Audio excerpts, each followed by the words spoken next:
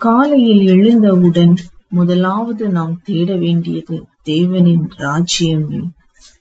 காலையில் எழுந்தவுடன் முதலாவது நாம் சொல்ல வேண்டியது இயேசுவின் நாமமே. காலையில் எழுந்தவுடன் முதலாவது நாம் கேட்க வேண்டியது இயேசுவின் வார்த்தையே. காலையில் எழுந்தவுடன் முதலாவது நாம் நினைக்க வேண்டியது தேவனின் கருணையே.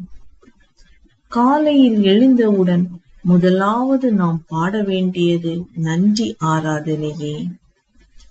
காலையில் எழுந்தவுடன் முதலாவது நாம் மகிழ வேண்டியது கர்த்தர் கொடுத்த புதிய நாளையே.